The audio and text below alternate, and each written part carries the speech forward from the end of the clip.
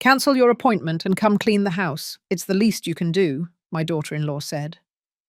When I said no, she stood up and yelled in front of everyone, "You're good for nothing!" I grabbed my purse and walked out without looking back. Days later, she lost everything. Those words came out of the mouth of my daughter-in-law, Miranda, as if they were the most natural thing in the world. We were in the middle of my granddaughter Olivia's birthday party, surrounded by 30 guests, purple balloons everywhere, and the sweet smell of the carrot cake that I had baked myself starting at 5 o'clock in the morning. I had the phone glued to my ear. On the other end, Mr. Harrison, an antique appraiser, had just offered me $450,000 for the opal necklace I inherited from my mother. $450,000. It was my salvation, my only way to have something of my own after 12 years of feeling like a stranger in my own house. But Miranda didn't care. She planted herself in front of me in those black patent leather heels she always wears to look taller, more powerful. Her expensive perfume hit me in the nose. "Leonore, are you listening to me? The kitchen is an absolute mess. Cancel that ridiculous call and get to cleaning. It's the least you can do after we give you a roof over your head." I felt something inside me break. Or maybe it was being set free. I lowered the phone. I looked Miranda straight in the eyes. And for the first time in 12 years, in 4,380 days of humiliation, I said, no. The silence that followed was deafening. The guests stopped talking, even the music seemed to quiet down. Miranda blinked twice, as if she hadn't quite understood. "What did you say?" I said, "No, Miranda. I'm on an important call." Her face transformed. From surprise, it turned to a rage I had never seen on her before. She got up from her chair so fast she knocked it over. The sound of the metal hitting the floor made Olivia jump. And then she screamed. She screamed so that everyone could hear. "You're good for nothing. You're a useless burden who only gets in the way in this house." The carrot cake I had lovingly prepared was still intact on the table. The purple balloons swayed in the breeze. My granddaughter Olivia was looking at me with tears in her eyes. And my son, Robert, my only son, remained seated, his gaze fixed on his plate, as if nothing at all was happening. I picked up my brown leather purse, the one that George gave me on our 30th anniversary. I ran my hand over the worn leather, feeling its familiar texture, its promise of better times. I looked one last time at Robert, waiting. I don't know what I was waiting for anymore. And I walked out. I walked past the guests with my head held high, though inside I felt like I was falling apart. I heard the murmurs, the looks of pity, the uncomfortable silence I left in my wake. I didn't look back. What none of them knew, what Miranda never imagined while she was yelling at me in front of everyone, was that the call she interrupted wasn't just any call. Mr. Harrison was waiting for my answer about the opal necklace, those iridescent stones that shimmered with all the colors of the rainbow, the same ones my mother gave me on her deathbed, telling me, "Keep them for when you really need them." That moment had arrived. But what happened next, what I discovered in the following days, was much worse than anyone could imagine. And Miranda, with all her venom and arrogance, had no idea that her scream, that insult in front of 30 witnesses, had just sealed her fate. If you have ever been made to feel worthless in your own house, stay until the end of this story. Because what comes next, nobody expected.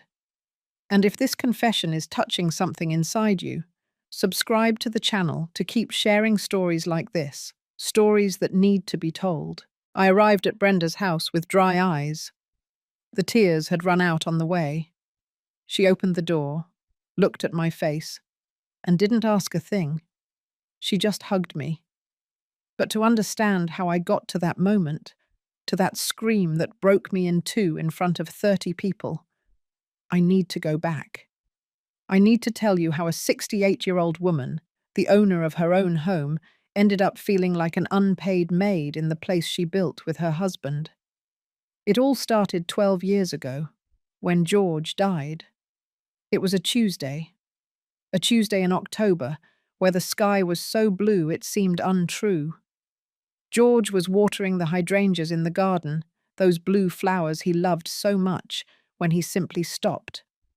The heart attack was sudden. He didn't even have time to call me. I found him there, among the flowers, with the hose still in his hand. The first months were a hell of silence. The house felt enormous, empty, full of ghosts of conversations we would no longer have. Robert came to visit me every weekend, worried, affectionate. He brought Miranda and Olivia, who was only 6 months old then. "Mum, you can't stay alone in this big house," Robert would tell me while pouring coffee. "Why don't we share the space? That way you won't be alone, and we could save the apartment rent." It sounded reasonable. It sounded like filial love. How naive I was. At first, Miranda was a different person. Kind, thoughtful, even affectionate. She helped me with dinner, asked me how I had slept, and hugged me when she saw I was sad. I thought I had gained not just a daughter-in-law, but a daughter. The transformation was gradual, so slow that I didn't see it coming. It started with small things, a comment about my cooking. "Oh, Leonore, don't you think you put too much salt in that?" Then about how I dressed. "At your age, you should wear more subtle colours, shouldn't you?" Then about my friends from the quilting group. "Those ladies just go to gossip, you're wasting your time." When Olivia turned 1 year old, Miranda quit her job. "To dedicate myself to the child," she said. But the one who ended up taking care of Olivia was me. The one who woke up at 3 o'clock in the morning with her crying. The one who prepared her baby food, changed her diapers, and sang her to sleep. Miranda went out with her friends because I need to clear my head, Leonore. Being a mother is exhausting. And I kept silent. Because I loved my granddaughter.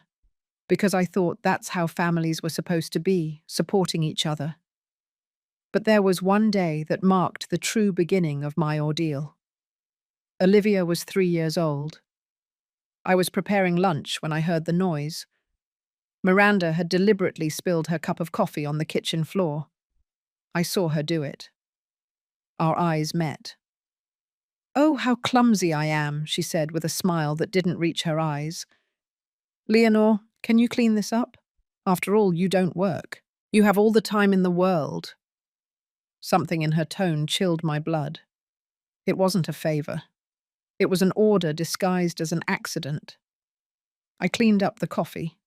And the next day, I cleaned up another accident. And another. And another.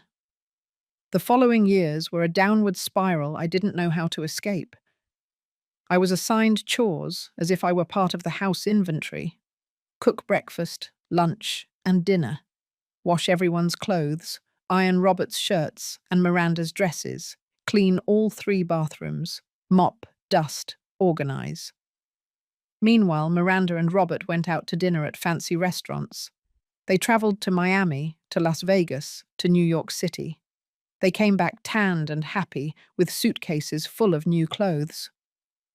"Mum, I brought you this scarf. I saw it and thought of you," Robert would say, handing me something that was clearly the cheapest item from the souvenir shop. I would smile and fold it into my tiny closet. Because yes, my closet was tiny. 8 years ago, Miranda walked into my bedroom, the master bedroom, the one I had shared with George for 35 years. "Leonore, we need this room. It's bigger, and Robert needs space for his home office. You'll be more comfortable in the service room. It's cozy." The service room, 10 feet by 8 feet, right next to the laundry room, where the noise of the washing machine woke me up every morning at 6 o'clock. Where in the summer the heat was unbearable because there was no fan, where the smell of detergent got into my clothes, my hair, my lungs. But the worst part wasn't the room. The worst part was the loneliness.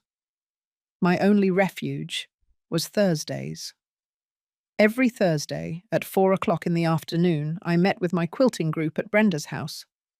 There were 6 of us ladies, all widows or divorced, all with stories to tell while we quilted tablecloths, napkins, blouses.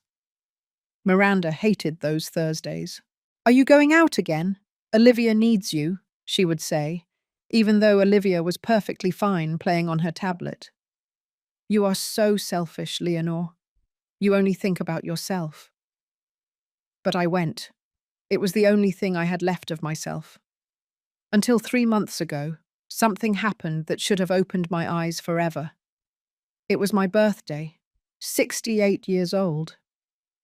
I asked Miranda, a month in advance, if I could use the living room to invite my quilting friends. We just wanted to have coffee, eat cake, and chat. "Of course, Leonore, it's your house too," she said with that perfect smile I had learned to distrust. On my birthday, I arrived home from running errands. I opened the door and found the living room full of Miranda's friends. Loud music, bottles of wine, snacks everywhere. "Leonore, just in time," Miranda shouted over the music. "We organized a last-minute gathering. Can you bring us more ice?" My friends were waiting for me at Brenda's house. I had to call them to cancel. "Something unexpected came up," I told them, my voice cracking. Brenda didn't believe me. "Leonore, what is going on in that house?" "Nothing, Reme. Everything is fine." But nothing was fine. And that day, while serving ice to Miranda's friends in my own living room, on my birthday, something inside me began to die. Or maybe it began to wake up. Because 3 months later, at Olivia's birthday party, when Miranda screamed in front of everyone that I was good for nothing, that part that had been asleep, humiliated, and stepped on for 12 years, finally said enough.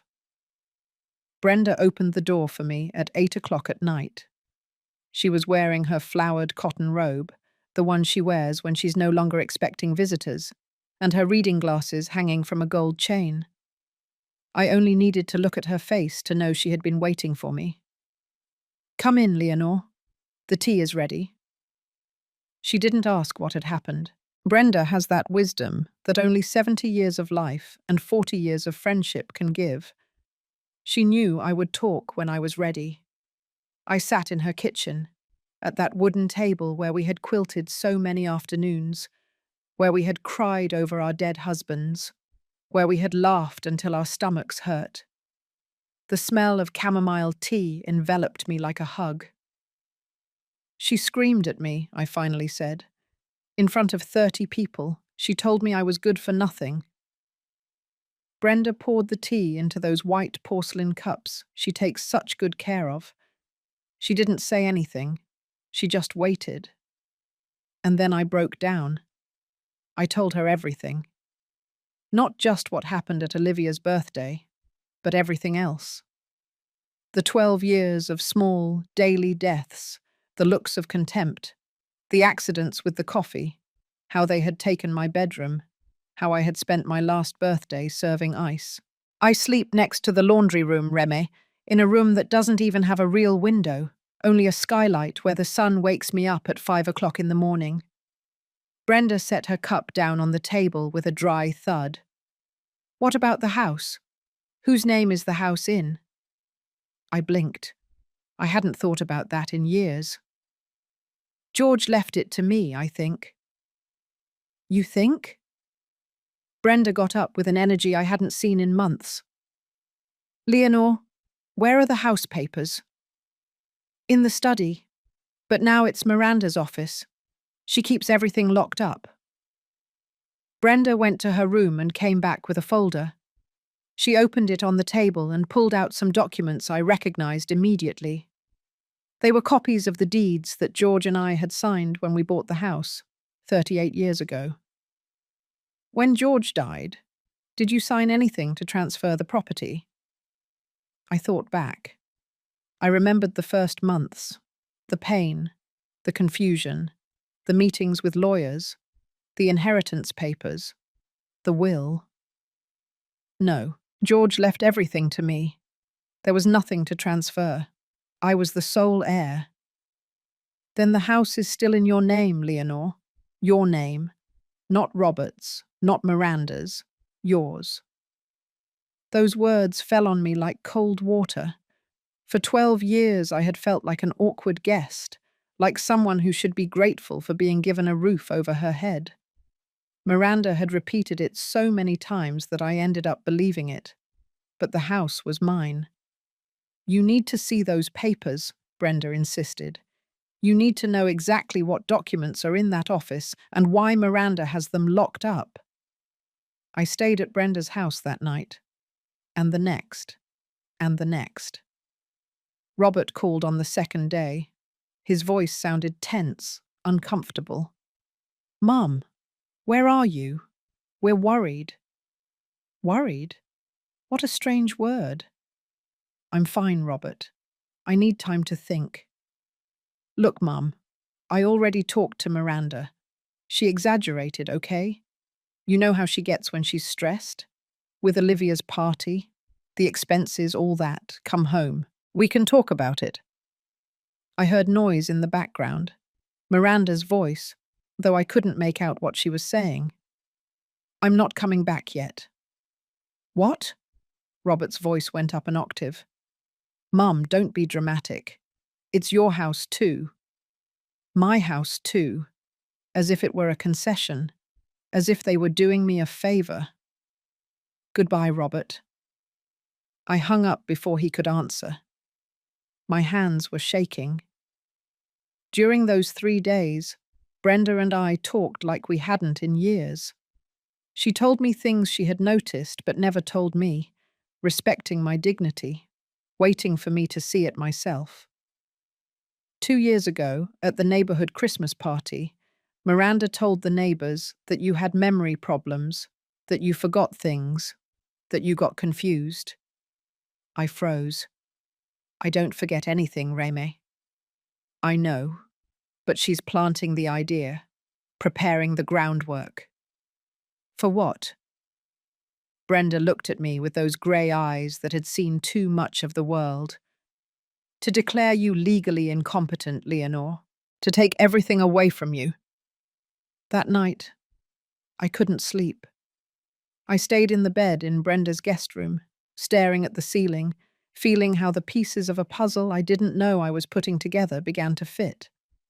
The comments about my age, the jokes about my memory, the way Miranda always interrupted me when I spoke to other people, finishing my sentences, correcting what I said. It wasn't carelessness. It wasn't casual disrespect. It was a plan. On the third day, Brenda made pancakes for breakfast. We sat in her small dining room with the morning sun streaming through the window, and she told me something that would change everything. "I have a nephew, Julian. He's a lawyer, specializing in family law. Cases like yours. Cases like mine. Financial and emotional abuse of older adults by family members. It's more common than you think, Leonore. And it's a crime." The word crime hit me in the chest. I didn't want to get my son into legal trouble. I just wanted, what did I want? Respect? My house back? My life? "I don't know, Reme. He's my son. And you are his mother, the woman who gave birth to him, raised him, and loved him. Doesn't that count?" I didn't have an answer for that. That afternoon, Robert showed up at Brenda's house. He brought flowers, the kind they sell at the supermarket, wrapped in cellophane. He looked tired but not remorseful. "Mum, enough with the drama. Let's go home." "It's not drama, Robert. Miranda is very sorry. She already talked to Olivia. She explained that there was a misunderstanding. Olivia misses you." "Always, Olivia. They always used my granddaughter as emotional bait. And you, Robert? What do you think about all this?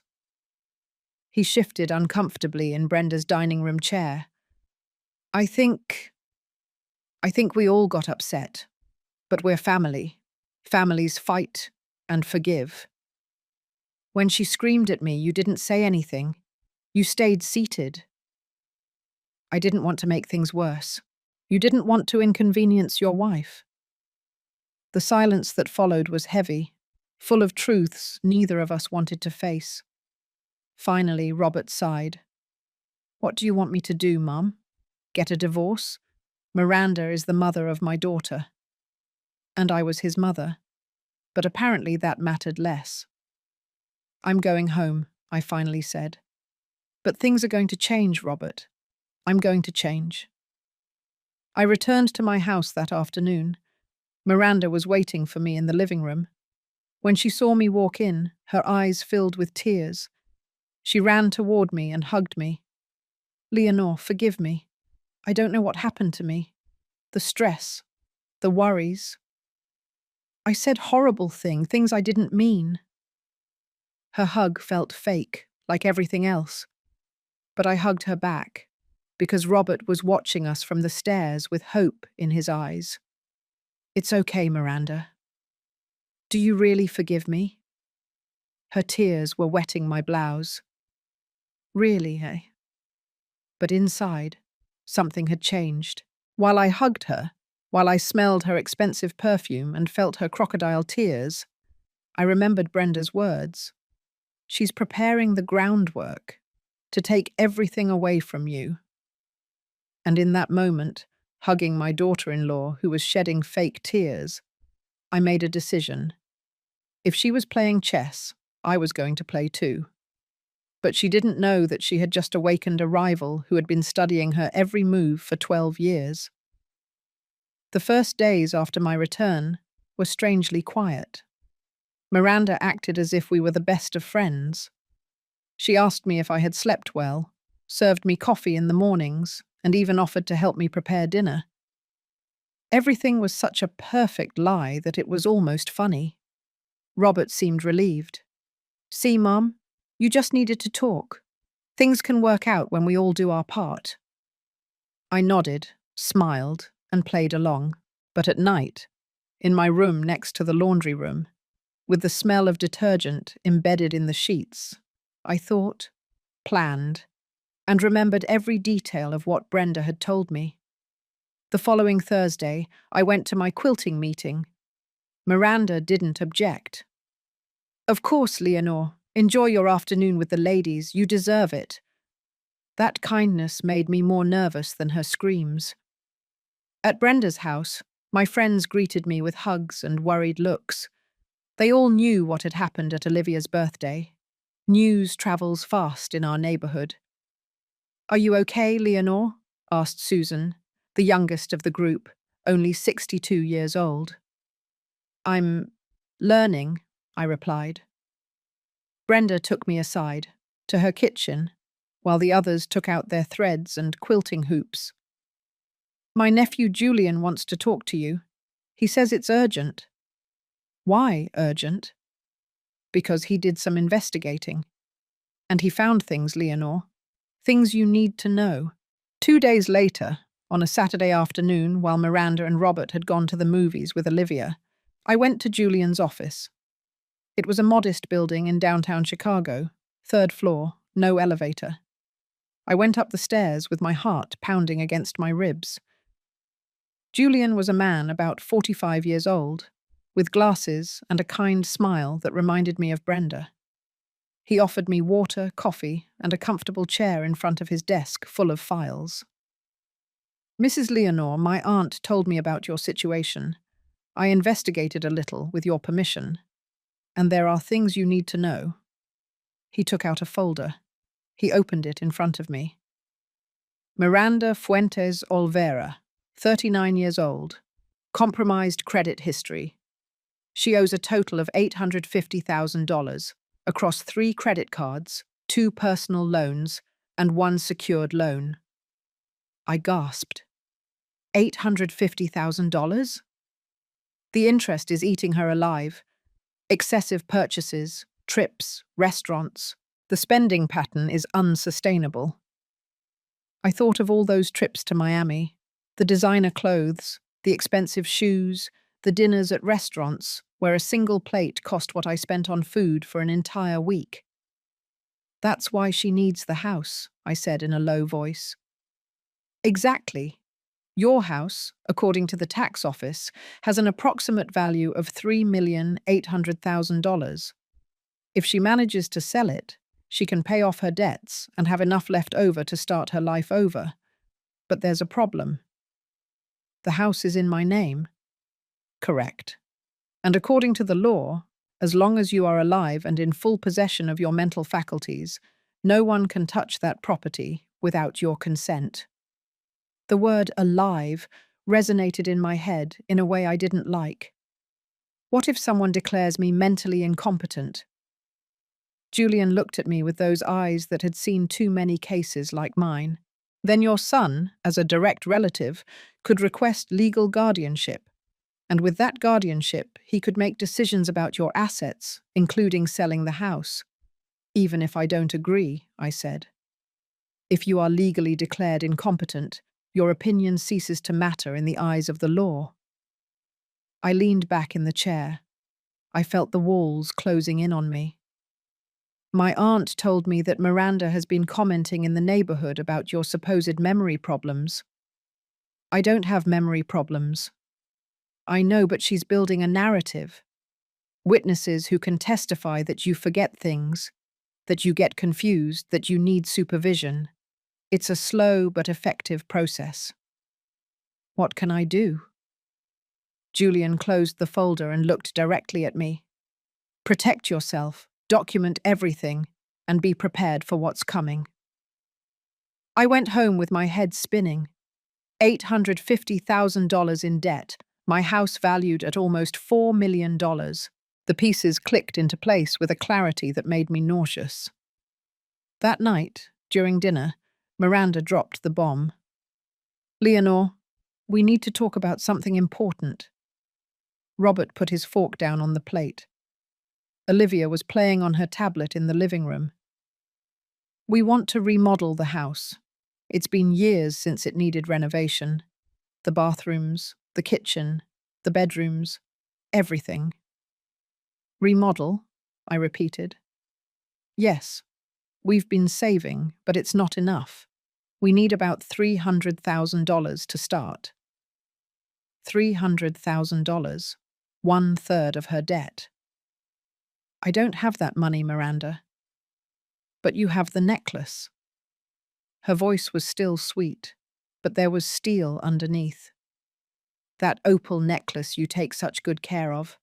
My aunt has a jewelry store on Fifth Avenue.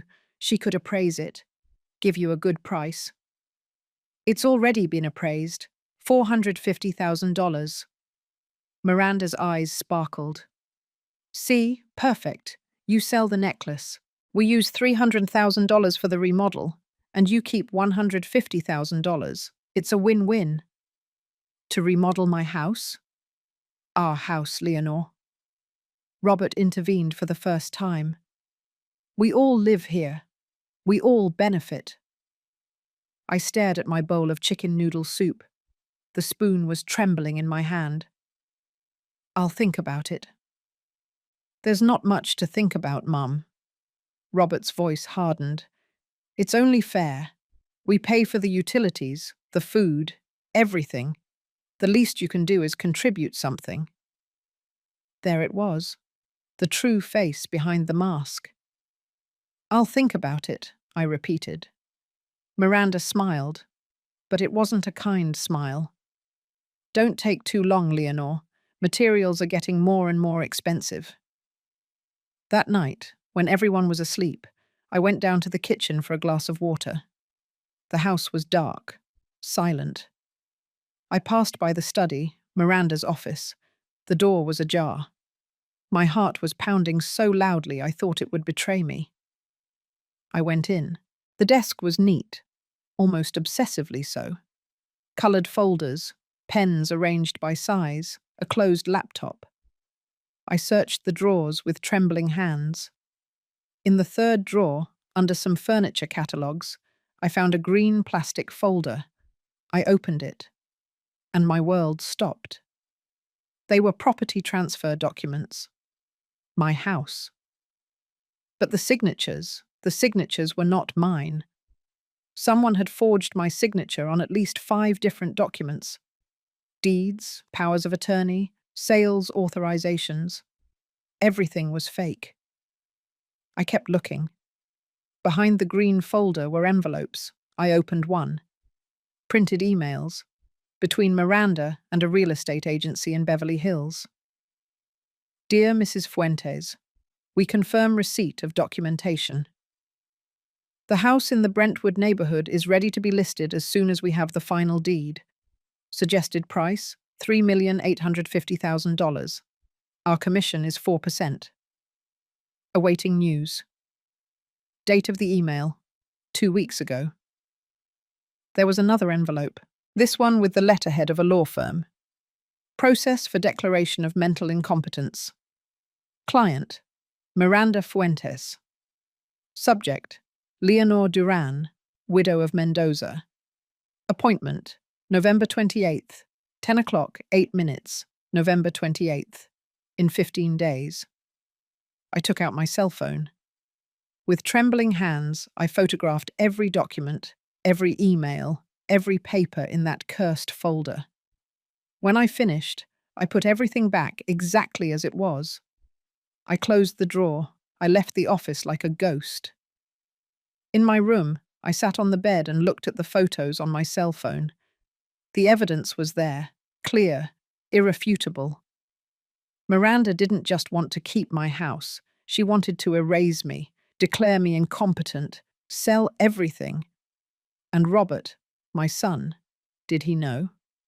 Was he an accomplice or just an idiot blinded by his wife? I didn't know. And that doubt hurt me more than all the humiliations combined. But one thing I did know. I couldn't keep playing the victim. I opened the chat with Brenda. It was 2 o'clock in the morning, but I needed to write. Remé, I have the proof. Everything. I'm going with Julian tomorrow. This ends now. Her response came in seconds. It's about time, Leonore. It's about time. I lay down with the cell phone against my chest, feeling for the first time in 12 years something I had forgotten existed. Power. Sunday dawned with an aggressive sun that shone through the skylight in my room. Miranda prepared a special breakfast, scrambled eggs, bacon, biscuits. The smell filled the house. Sit down, Leonore. I'm cooking today. You rest. Robert was reading the newspaper. Olivia was colouring in her princess book. Everything looked like a perfect family scene out of a magazine. But I had seen the documents. I knew the truth. And now, every smile from Miranda felt like the blade of a knife. Have you thought about the necklace? Miranda asked while pouring coffee. The remodel can't wait. There's dampness in the walls, Leonore. If we don't fix it soon, it will get worse. I'm still thinking about it. What is there to think about? Robert put down the newspaper. Mum, the necklace is stored in a box. You don't wear it. You don't enjoy it. At least let it serve some useful purpose. A useful purpose. Like paying off his wife's debts. It's the only thing I have left from my mother. And this house is the only thing we have left from Dad. Miranda sat down across from me. She took my hand. Her fingers were cold. He would want us to take care of it, don't you think? To keep it beautiful. The manipulation was so obvious it was disgusting. But I smiled. You're right. Let me talk to the appraiser this week. Miranda's eyes lit up. Really, perfect. My aunt can help you. She knows the best jewelers in the city. I want to make sure I get the best price. Of course. Jewelers who would give her a commission for every piece she brought them. That afternoon, while Miranda went out with Olivia to a children's party and Robert was taking a nap, I went back to the study. this time more prepared. I had my cell phone fully charged and a mental list of what I needed to find. I opened the drawer again. The green folder was still there, but this time I looked deeper. Behind the furniture catalogues, I found another folder. This one was red, thicker. I opened it and felt the floor move beneath my feet. They were bank statements, credit cards in Miranda's name. The figures were even worse than Julian had said. Bank of America card. Owes $287,450. Interest rate, 42% annually. Target card. Owes $156,890. American Express card. Owes $312,670.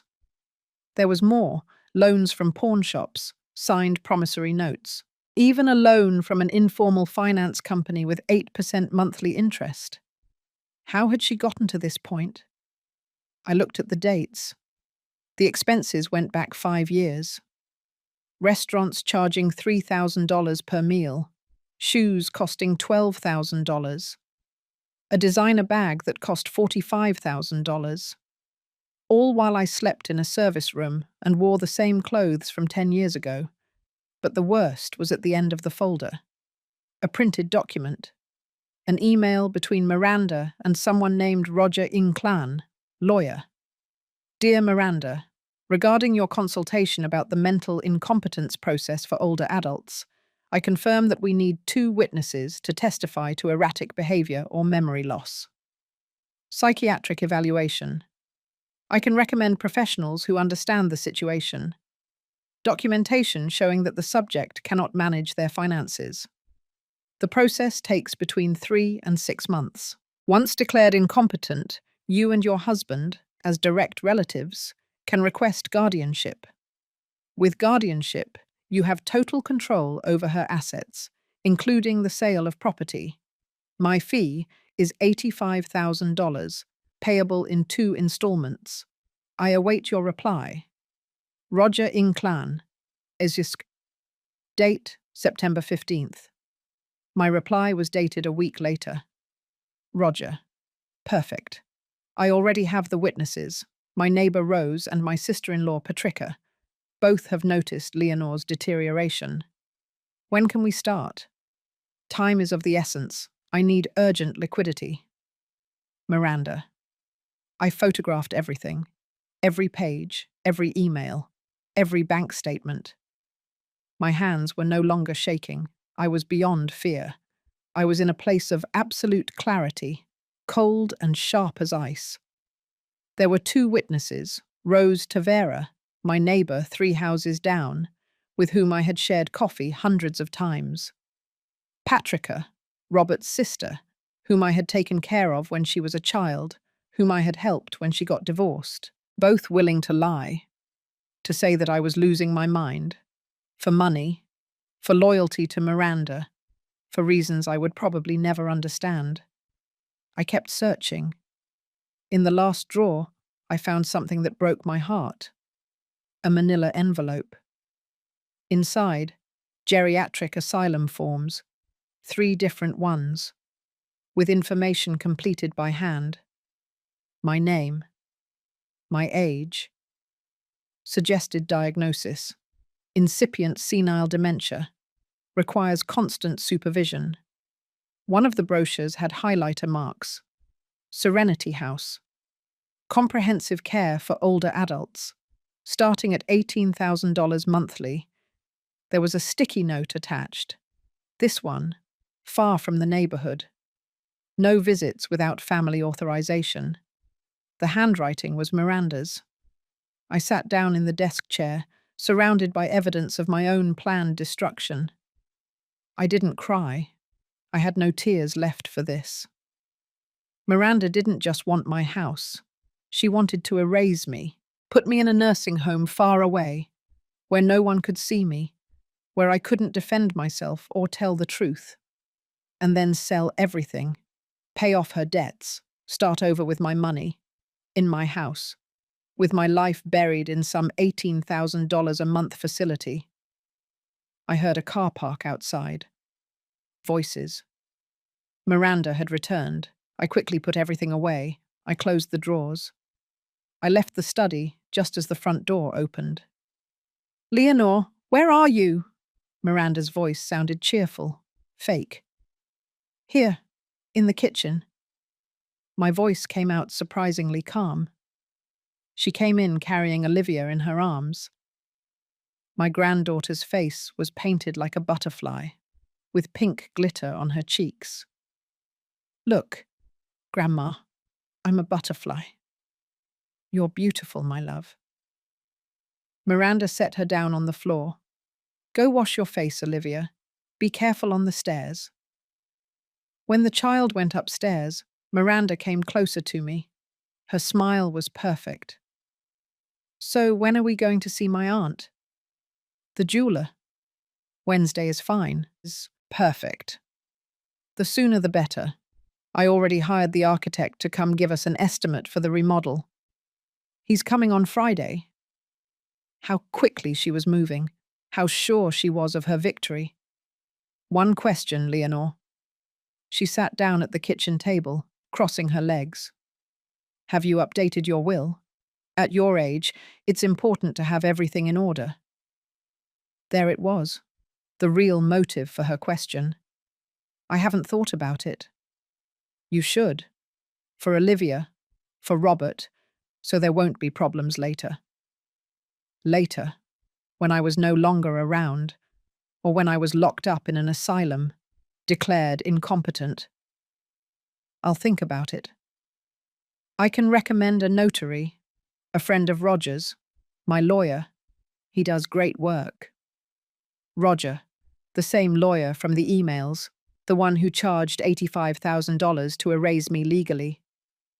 "Thank you, Miranda. You are very kind. That's what we're here for. We're family." Family. That word she had used as a shield, as an excuse, as a prison for 12 years. That night, after dinner, I faked a headache and went to my room early. I closed the door. I sat on the bed with my cell phone. I sent all the photos to Brenda and Julian, every document, every email, every bank statement. Julian's reply came in 20 minutes. "Mrs. Leonore, this is enough to press criminal charges: forgery of documents, attempted fraud, conspiracy to commit dispossession. We are talking about 2 to 12 years in prison. I need to see you first thing tomorrow morning. We are going to stop this before it's too late." Brenda called me. Her voice sounded strange, tense. "Leonore, are you okay? Are you sure you want to do this? Report her. She's the mother of your granddaughter. She's your son's wife. This is going to blow up your family." I looked around my tiny room. The smell of detergent, the narrow bed, the skylight where the sun came in every morning to wake me up too early. My family already blew up, Remy. I was just denying it for 12 years. Silence on the other end. "Okay, then let's do this right. We're going to protect you, and we're going to make sure she can't do this to anyone else." I hung up and lay down. For the first time in months, I slept deeply because I knew the war had begun, and this time I wasn't going to be the victim. On Monday, at 9 o'clock in the morning, I was in Julian's office. This time I didn't climb the stairs with fear. I climbed them with purpose. Brenda was already there, sitting in front of her nephew's desk. She hugged me when I walked in. "Did you bring everything?" I took out my cell phone and put it on the desk. "Everything is here. Photos, documents, emails, everything." Julian connected my cell phone to his computer and started reviewing the images. His face grew more serious with each photo. "This is serious, Mrs. Leonore. Very serious." "How serious?" "Forgery of official documents is a federal crime punishable by 2 to 8 years in prison. Attempted dispossession, 6 months to 3 years. Fraud, 3 months to 12 years, depending on the amount. And if we add the attempted declaration of fraudulent incompetence. He took off his glasses and looked directly at me. We are talking about a sentence that could reach 12 years in prison. Miranda Fuentes committed several serious crimes. 12 years. Olivia would be 24 years old when her mother got out. My granddaughter, I whispered. I know. Julian closed his laptop. That's why we need to do this correctly. It's not just about punishment. It's about protecting you and deep down, that child too. How? We are going to build a solid case. We are going to gather more evidence. And we are going to make sure that when this explodes, you are completely protected legally and physically. Brenda took my hand. Julian investigated more things. The lawyer opened a new folder on his desk. I made some calls, contacts in the financial sector. Miranda doesn't only owe $850,000. There are more debts that don't appear in her official credit history. More? Loans with private individuals. Money she borrowed from friends, family members. I found at least 4 people she lent money to and has never paid back. Sums ranging from $20,000 to $100,000. He did the math on his calculator. We are talking about a real debt that exceeds $1,200,000. I was speechless. $1,200,000. And she wanted to solve it with my house, my necklace, my life. Is there more? Julian continued. I investigated the witnesses she mentioned in the email. Rose Tavera and Patricia Mendoza. Patricia, Robert's sister, my own sister-in-law. What did you find? Rose received a payment from Miranda 3 weeks ago, $30,000, bank transfer, with the description, loan. But there is no documentation of any loan. She paid her to lie about me. That seems to be the case. As for Patricia, Julian hesitated. She has 2 credit cards that Miranda co-signed for. If Patricia doesn't pay, Miranda is responsible. It's a form of mutual blackmail. Miranda has control over her. My own sister-in-law, the girl I helped raise when her mother, my mother-in-law, got sick. The girl who cried in my arms when she got divorced. And Robert? I asked with a broken voice. Does my son know all this? Julian exchanged a look with Brenda. That's the question we need to answer. Is he an accomplice or is he another victim? How do we find out? By observing him, documenting, seeing if he signs documents, if he participates in the conversations about the sale. For now, we don't know. That uncertainty was killing me inside.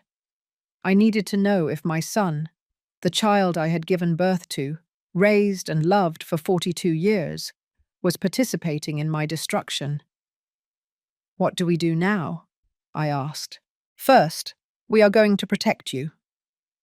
Julian took out several documents. I need you to sign this. It's a sworn statement before a notary stating that you are in full possession of your mental faculties. We are also going to do a complete psychological evaluation with a certified doctor. Why? To have irrefutable evidence that you are fine. When Miranda tries to declare you incompetent, we will have dated proof that shows the opposite. And my bank accounts? I've already checked them. You have $63,000 in the bank. It's not a lot, but it's yours. I suggest you transfer it to a new account, at another bank, only in your name, with no beneficiaries. What if Miranda finds out? Let her find out. She can no longer access that money. I also suggest you take the opal necklace out of the house. Keep it in a safe place. Brenda intervened. Can you leave it at my house, Leonore? In my safe. I nodded. Everything was happening so fast.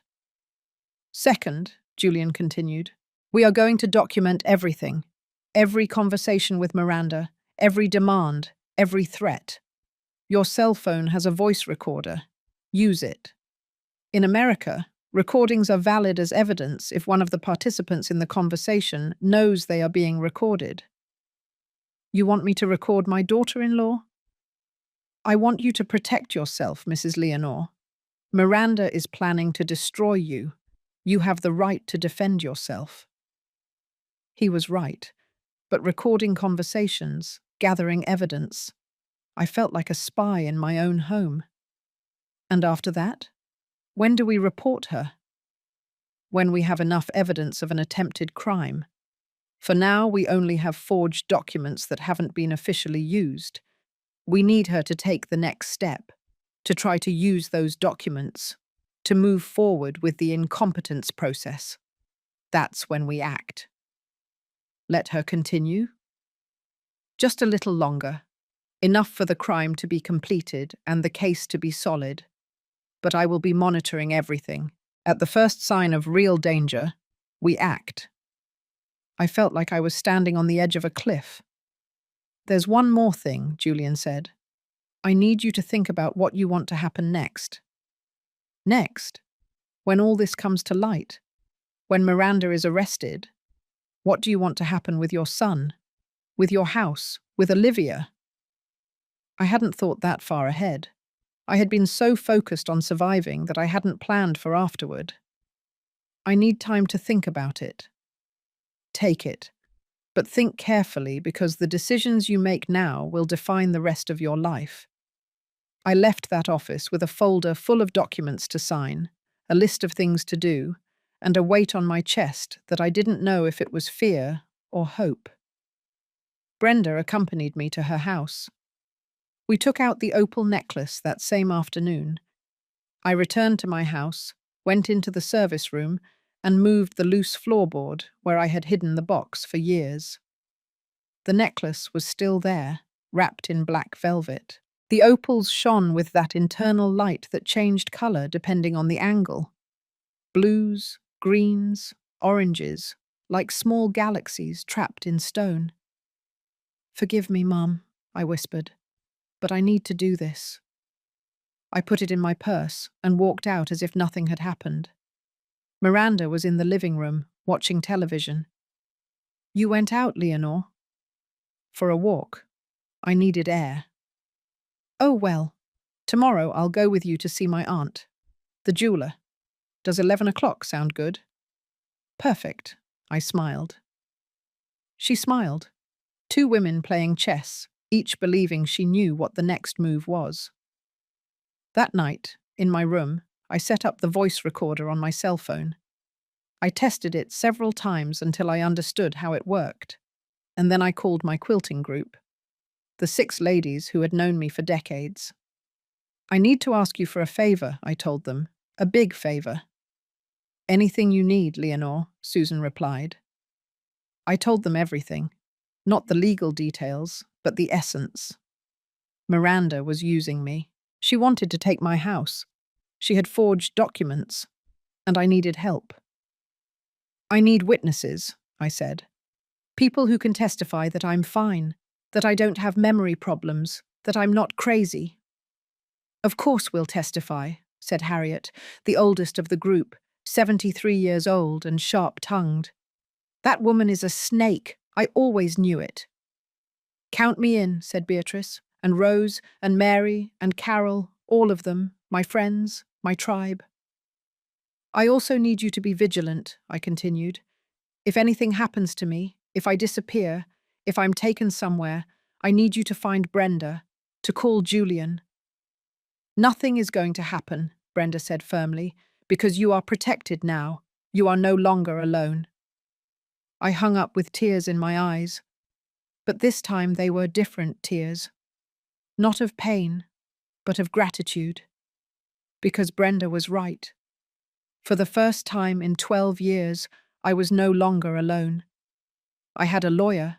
I had evidence. I had witnesses. I had friends willing to fight with me. And Miranda, with all her perfect plans and her forged documents, had no idea what was coming her way. I went to bed that night thinking about my mother, how she had taught me to quilt when I was a child, stitch by stitch, patiently, building something beautiful from nothing. Life is like quilting, my child, she would tell me. Sometimes you have to undo everything and start over. But if you have patience and don't give up, something precious will come out in the end. I had undone my life for 12 years, stitch by stitch, letting Miranda weave her web around me.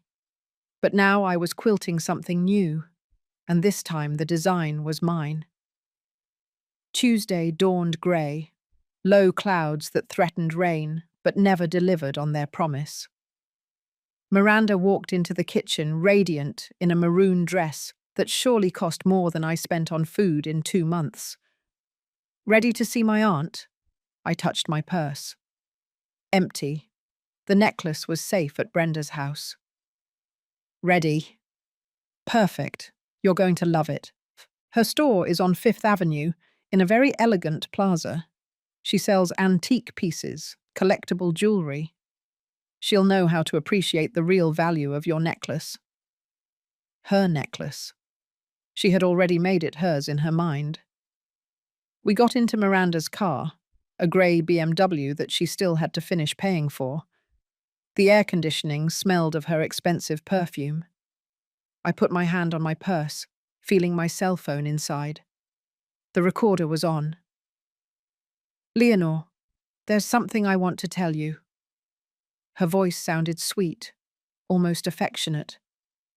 I know these years haven't been easy for either of us, but I want you to know that I appreciate you, that I value everything you've done for us. I kept my eyes on the window. Thank you, Miranda. That's why I want you to understand that the remodel is important. It's not just for us, it's for you too.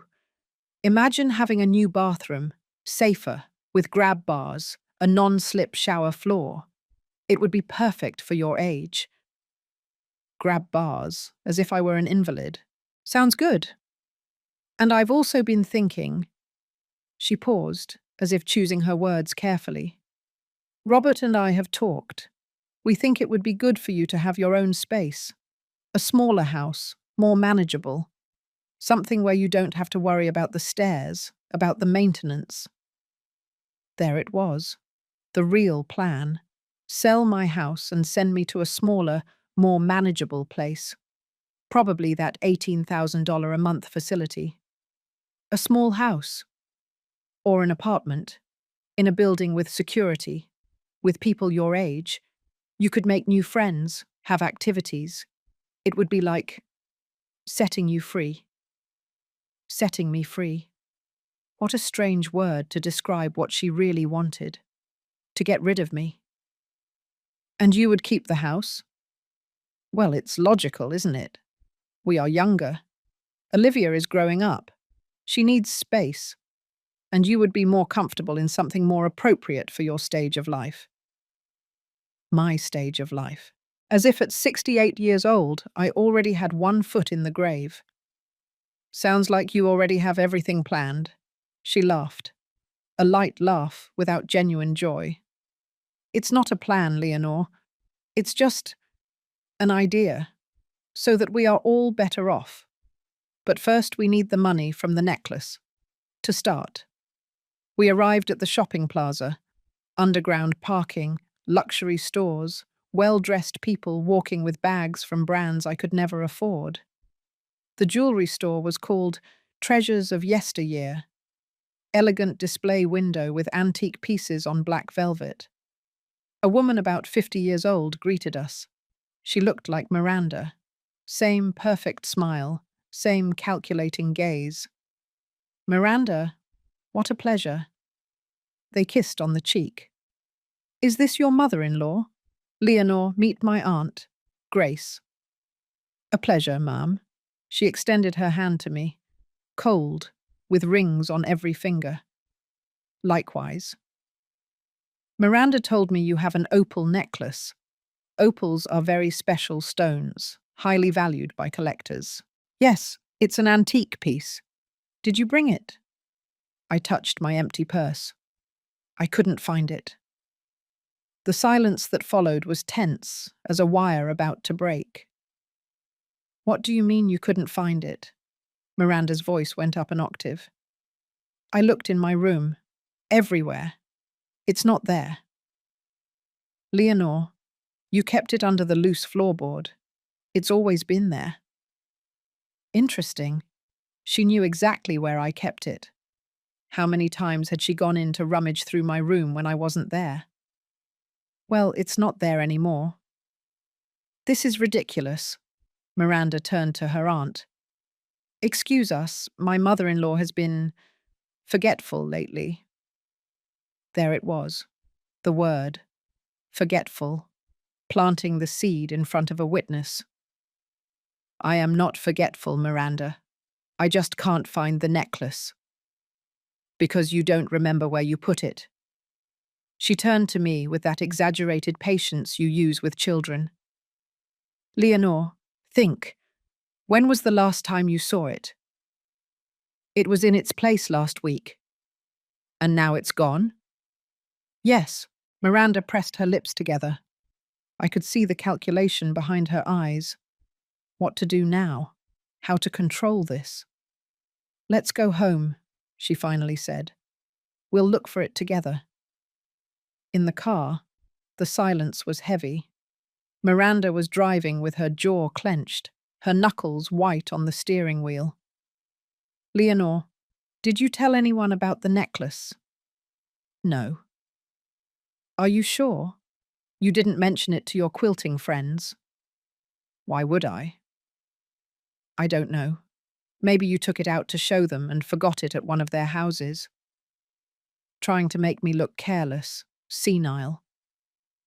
I didn't do that. Or maybe... She turned to look at me for a second before returning her gaze to the road. Maybe someone broke into the house. A theft. Nothing else is missing. Just the necklace. How convenient, right? Right when we need it. Her tone had changed. It was no longer sweet. It was accusatory. What are you implying, Miranda? Nothing, Leonore. I just find it strange that the necklace suddenly disappears. We arrived home. Robert was in the living room with his laptop. He looked up when we entered. How did it go? Your mother lost the necklace, Miranda spat out. What do you mean she lost it? I didn't lose it. It's not where I always kept it. Miranda gently pushed me toward the stairs. Let's go to your room. We're going to find it. We went upstairs. Miranda practically tore the loose floorboard up.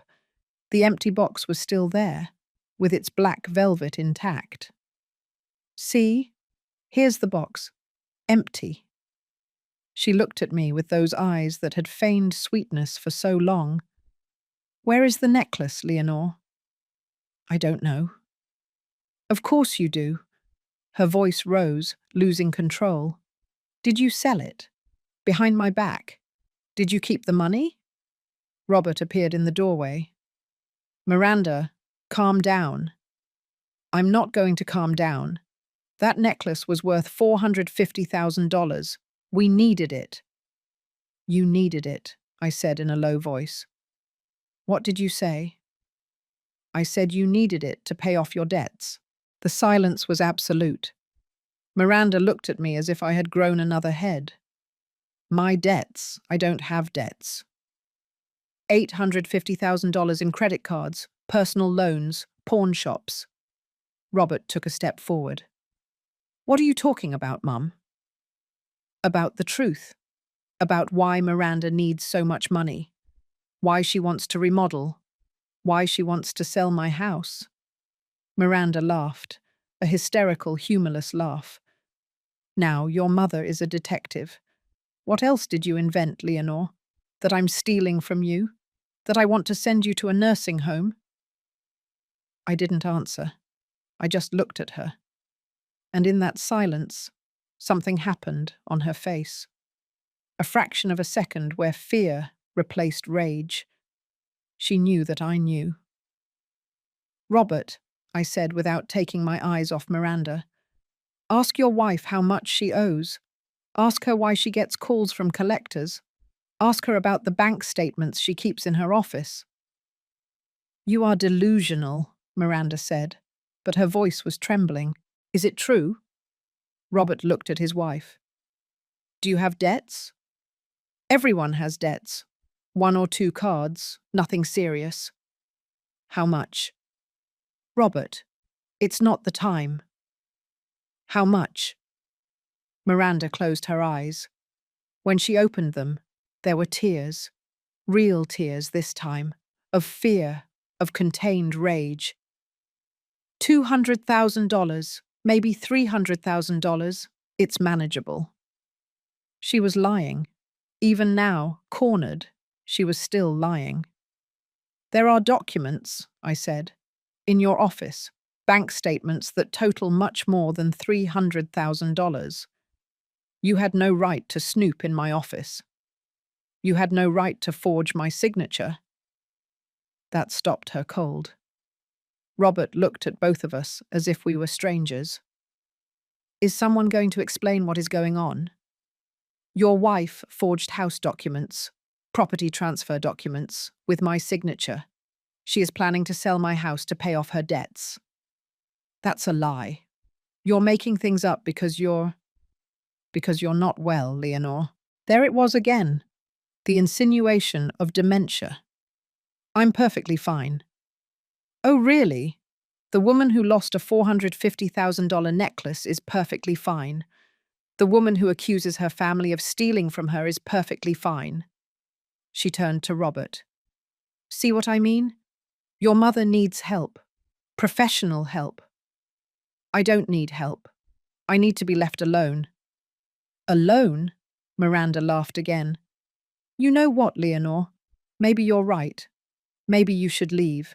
Find your own apartment. Live alone. Because clearly we are no longer a family. We were never a family. I was your maid for 12 years.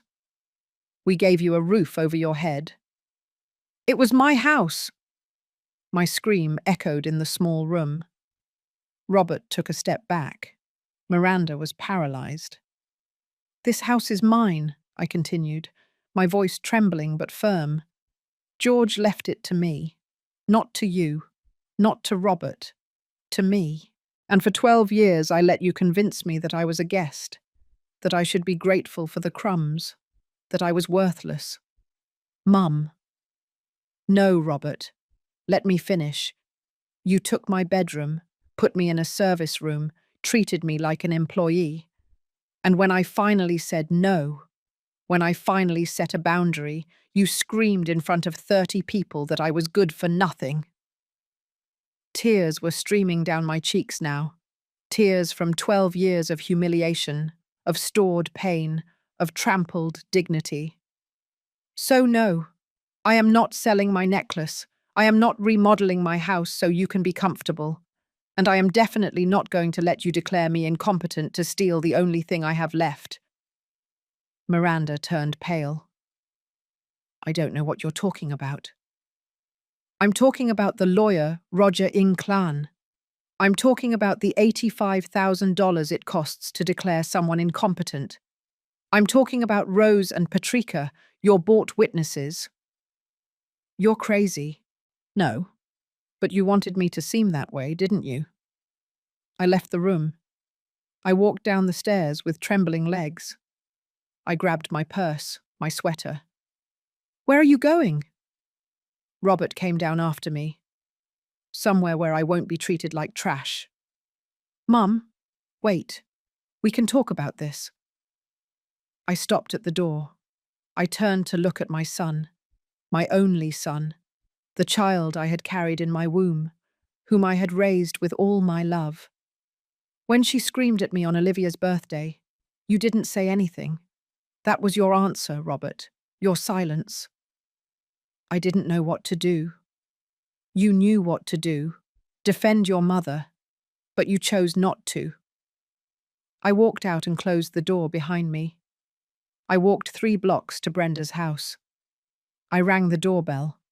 When she opened it and saw my face, she hugged me without asking anything. There, she whispered. There, Leonore. The worst is over. But she was wrong. The worst was yet to come. I stayed at Brenda's house that night, and the next, and the next. This time it wasn't a flight. It was strategy. Julian called me on the third day. Mrs. Leonore, we need to act fast. Miranda accelerated the process. She filed a request for a psychiatric evaluation with a family court judge. She says you are showing erratic behavior, that you lost valuables, that you are making baseless accusations. Can she do that? She already did. She has an order for an evaluation in 5 days. If you don't show up, the judge can interpret that as evidence of your incompetence. And if I do show up? The psychiatrist Miranda chose is, let's just say he has a reputation for being compliant with whoever pays him. But I have a better plan. What is it? We beat her to it. File our own lawsuit first. With all the evidence we have. Put the cards on the table before she has a chance to manipulate the process. When? Tomorrow. I'm going to file the criminal complaint for forgery of documents and attempted dispossession, and you are going to return to your house with full legal protection. I barely slept that night. I knew that the next day everything would explode. There was no going back. Saturday dawned with a perfect blue sky, ironic considering the storm that was about to break. At 9 o'clock in the morning, Miranda organized a dinner party. She called the entire family, her mother, her 2 sisters, Patricia, Robert's sister, even some close neighbors, 12 people in total. Brenda called me at 10 o'clock. Leonore, my neighbor just told me, there are a lot of people going into your house. What's going on? Miranda is making her final move. What are you doing here? You should be in your house. I'm on my way. It's time. I put on my best clothes, a beige pantsuit that I had bought years ago, when George was still alive. I carefully combed my hair. I put on a little makeup. I needed to look dignified, competent, sane. Julian picked me up at 11 o'clock. He was carrying a briefcase full of documents. Ready? Ready. We arrived at my house at noon. There were several cars parked outside. I heard voices, laughter from inside. Remember, Julian said, stay calm. No matter what they say, you have the truth and the law on your side. I opened the door with my own keys. The living room was full. Miranda had set up a table with snacks, wine, sodas, white and gold balloons hung from the ceiling as if it were a celebration. The conversation stopped when I walked in. Everyone looked at me. Leonore, Miranda approached, smiling. It's good that you came. We wanted to talk to you. Talk about what? About your future. About how we can help you. I looked around. I recognized everyone. Miranda's mother, Mrs. Amparo, sitting on my couch with a glass of wine. Miranda's sisters, Laura and Christina, one on each side. Patricia, my sister-in-law, avoiding my gaze.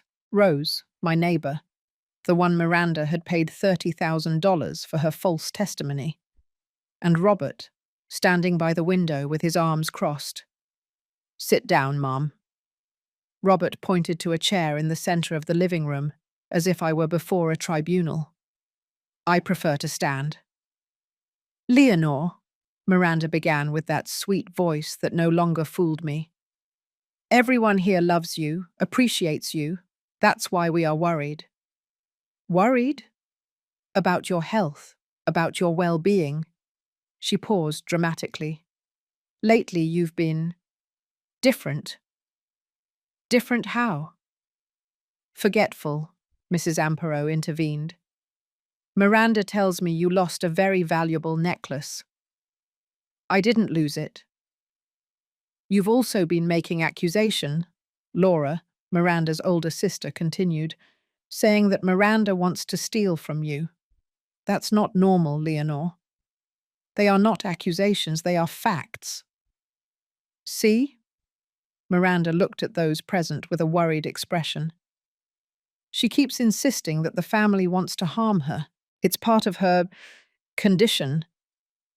I don't have any condition. Rose cleared her throat. Leonore, I've seen you in the last few weeks. You look confused. The other day you asked me if it was Tuesday, when it was Thursday. That's a lie. I had never had that conversation. That's false. And I've noticed that you repeat the same stories, Patricia added with a trembling voice, as if you don't remember that you already told them. Another lie. My own sister-in-law, lying out of fear or complicity. Leonore. Miranda took my hand. I pulled it away. We want what's best for you. That's why we have decided all together that you need professional help. Professional help? A place where you'll be cared for, where you'll have nurses, doctors, activities appropriate for your age. A nursing home. A specialized care residence, Mrs. Amparo corrected. My cousin is in one. It's beautiful. Gardens, painting classes. They even have mass on Sundays. I am not going to any nursing home.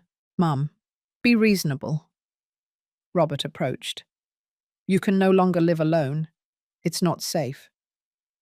This is my house. It was your house. Miranda let the words drop like stones. But now we need to think about what's practical. Robert and I are going to stay here. Olivia needs stability, and you will be better cared for in a professional place. Did you sign the papers? I asked Robert. Did you transfer the house to your name? Mum. Answer me, did you sign property transfer documents? His silence was answer enough. I see. I felt something break inside me, the last thread connecting me to my son. So you are an accomplice. I'm not being an accomplice to anything. I'm taking care of you. Taking care, I laughed, a dry, humorless laugh. Would you call putting me in a nursing home while you keep my house taking care? It's for your own good. It's for $850,000 of your wife's debts. The silence that followed was deafening. Miranda turned pale. The sisters exchanged glances. I don't know what you're talking about, Miranda said with a tense voice. I'm talking about your credit cards, your loans, your desperate need for money. I turned to those present. Miranda owes more than $1 million. She needs to sell this house to pay it off. But the house is mine, so she plans to declare me incompetent to take control. That's ridiculous, Miranda spat out. Is it ridiculous? I took out my cell phone. Because I have photos of the documents, bank statements, emails with the lawyer Roger Inclan, everything. I passed the cell phone around. The photos circulated among those present. I saw how the faces changed, surprise, shock, discomfort. Mrs. Amparo looked at her daughter. Miranda, is this true? They are things taken out of context. Is $1,200,000 context? Asked Christina, her younger sister. And there's more, I continued. I looked at Rose. Do you want to tell them about the $30,000 Miranda paid you? Or should I? Rose turned red. She lent me that money for my son's car. A loan? With what money? If she's up to her neck in debt. Leonore, stop it. Robert took a step toward me. You're making a scene. A scene? Your wife wants to steal my house. She forged my signature. She hired a lawyer to declare me incompetent. And you are helping her. I'm trying to keep my family together. At the expense of your mother? At any cost necessary. There it was. The truth. Raw, painful, definitive. My son had chosen. and he hadn't chosen me. Miranda stood up, her hands trembling. Everyone knows you're lying. You're sick, Leonore. You're seeing conspiracies where there aren't any. That's why you need help. Then explain the property transfer documents with my forged signature. Explain the email with the real estate agency. Explain the nursing home brochures with my name on them. Enough, Miranda screamed. Her composure finally broke. You're ruining everything, everything we built. What you built on my back. We gave you a roof over your head when you were alone. You took my house, my dignity, and my life. Miranda looked at me with pure hatred, without disguise. You know what, Leonore? Go. Go wherever you want. But without the necklace, without money, without anything. Because all of this, she pointed around, all of this is ours now. No, a new voice said from the door. None of this is yours. We all turned around. Julian had walked in, accompanied by 2 police detectives. I am Julian Soto, Esquire, legal counsel for Mrs. Leonore Duran. I have a search warrant and an order to appear. He handed some papers to Robert. My son read them, his face getting paler and paler. What is this? Criminal complaint for forgery of documents, attempted dispossession and fraud, against Miranda Fuentes Olvera. Miranda backed away. You can't. I also have a search warrant for Mrs. Fuentes' office. We need to seize certain documents as evidence. The officers moved toward the stairs. Miranda tried to block their path. You can't go in there. It's my private office. We have a court order, ma'am. Please step aside.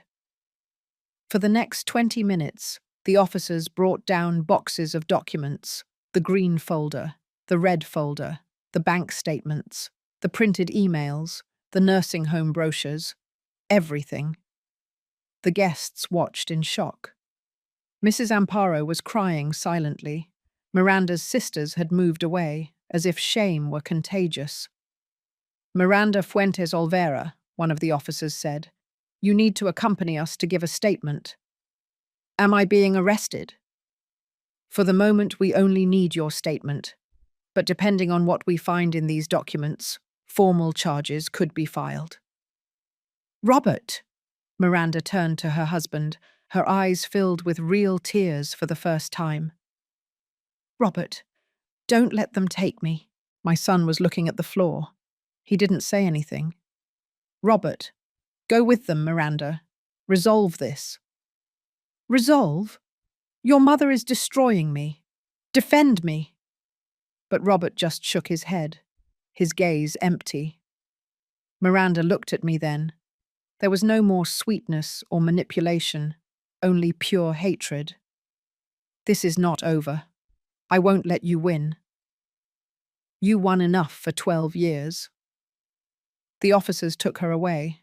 I heard her heels clicking on the floor, then the door closing. The guests began to leave, one by one, muttering awkward apologies, avoiding my gaze. Rose walked past me without a word.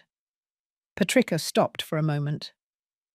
Leonore, No, I don't want to hear it. She left too. When everyone was gone, only Robert, Julian, and I remained. I also have this, Julian said. He took out another document. Civil lawsuit for unpaid domestic work. 12 years of cooking, cleaning, caring. We calculated a fair salary of $4,500 per month, plus benefits. That comes to $680,000. Robert looked up, incredulous. You're suing me? I'm claiming what you owe me. You're my mother. And you are my son, the son who let his wife treat me like trash for 12 years. I didn't know. You knew. Maybe not the details, but you knew something was wrong, and you chose not to see it. Robert slumped into the couch, his head in his hands. What do you want me to do? Get out of my house. He raised his head abruptly. What? This is my house. George left it to me. I didn't sign any transfer. You are living here because of my goodwill, and that goodwill is over. Mum, you can't kick us out. Where am I going to live with Olivia? You should have thought about that before. Please, give me a chance. I can fix this. I can. You can what, Robert? Give me back the last 12 years? Erase all the times you stayed silent while your wife humiliated me? He didn't answer, because there was no answer.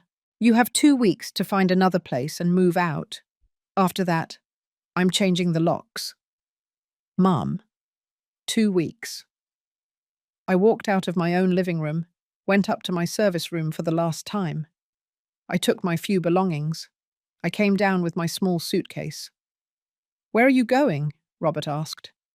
To Brenda's house, until you leave. Then I'll come back. To my house. Julian accompanied me to the door.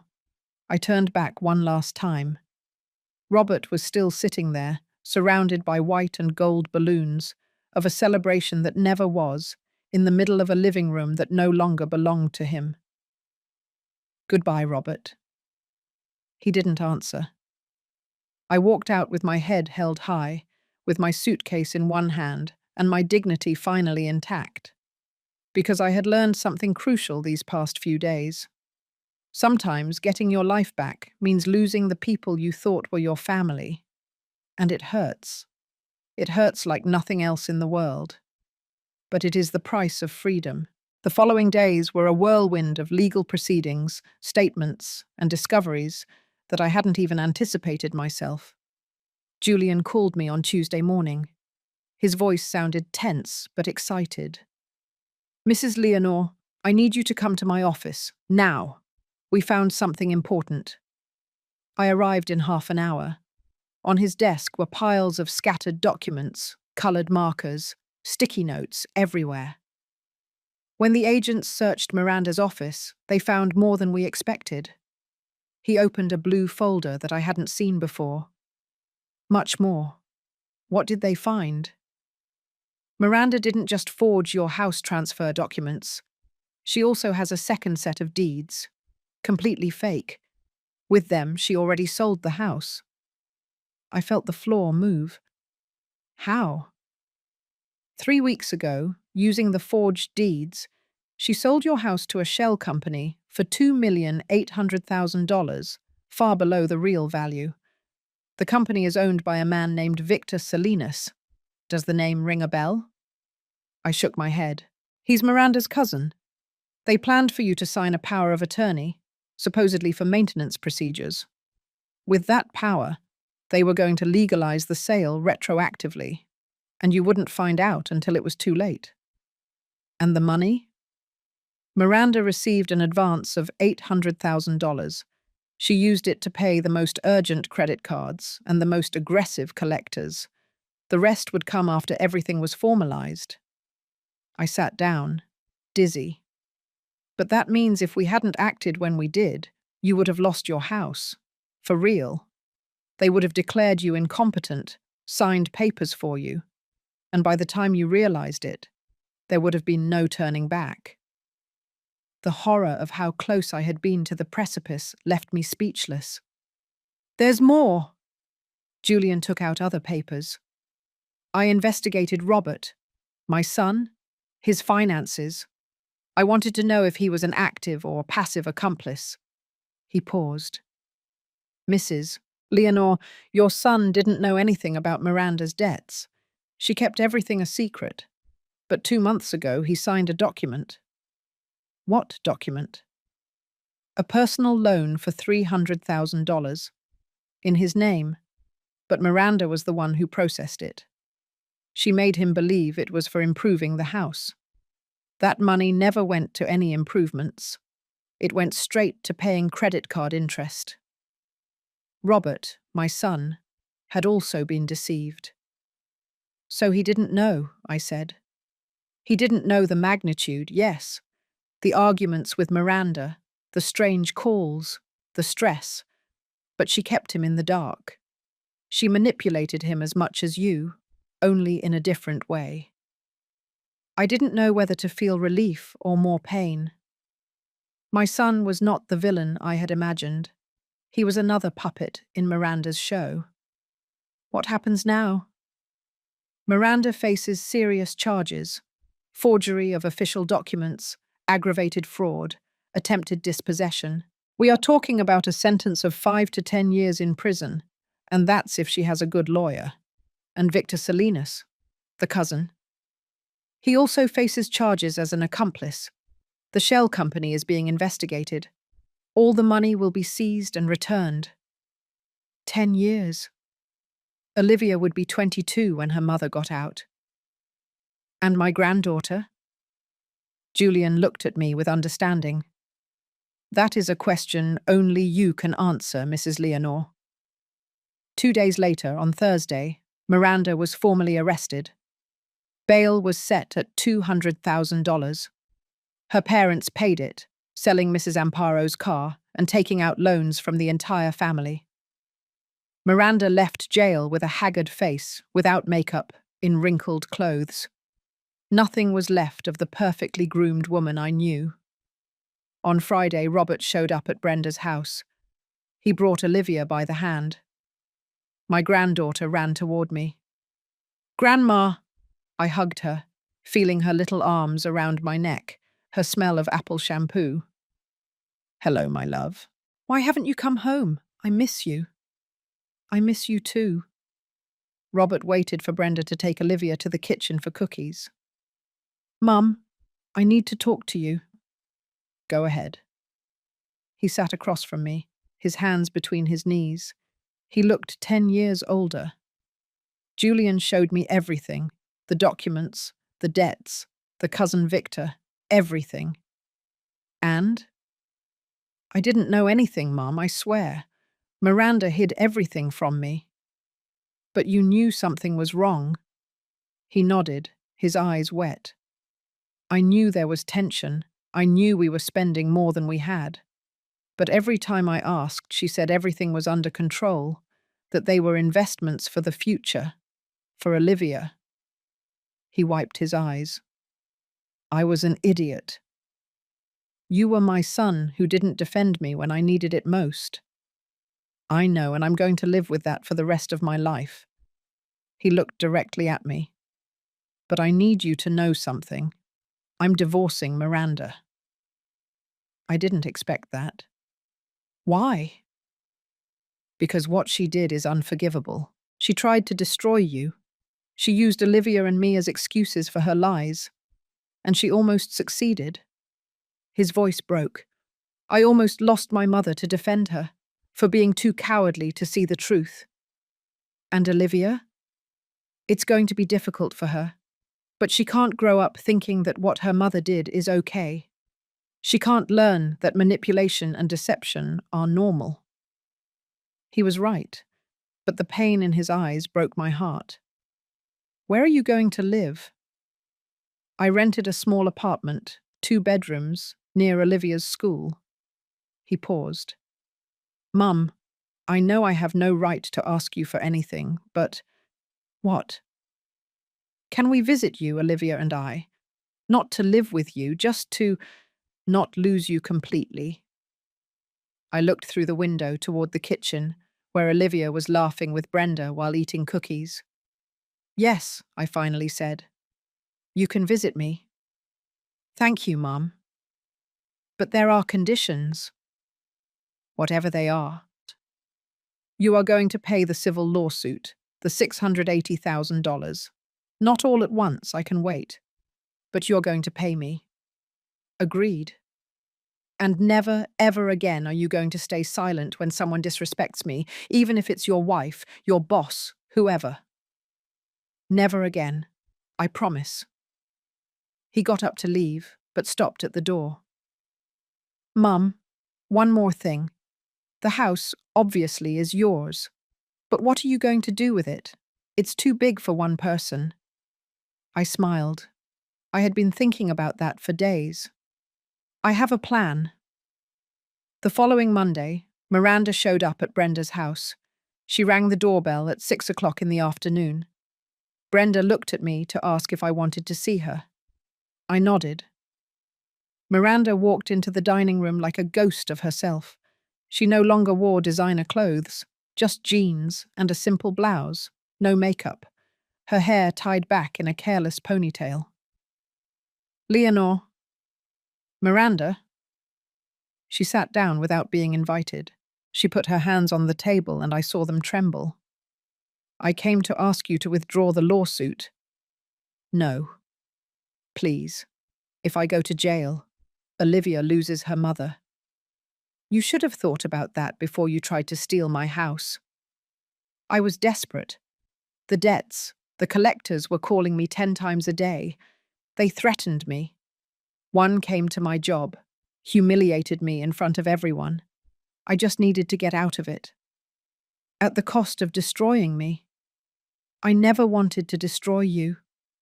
Her eyes filled with tears. I just wanted the money. I was going to let you live in the nursing home.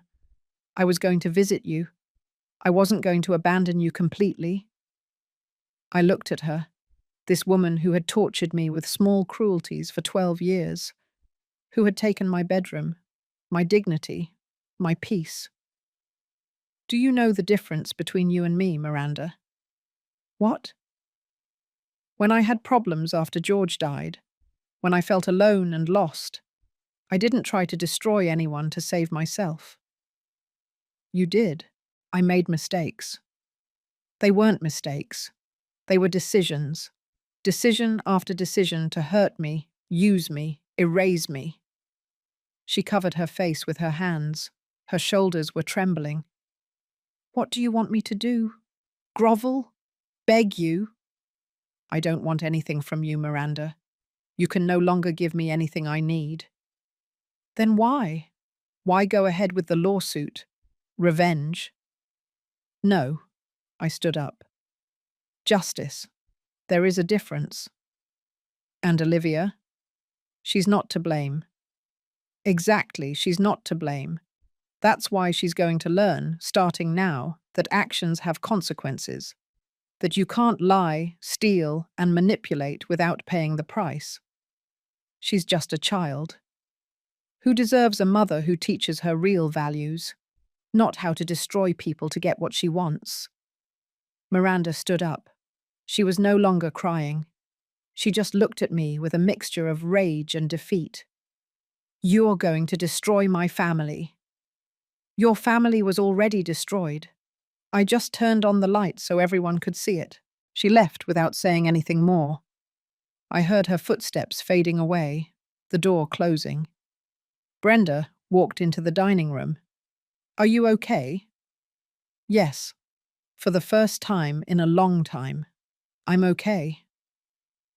2 weeks later, exactly as I had promised, Robert and Olivia moved out. I helped them pack. Olivia was crying as she put away her toys.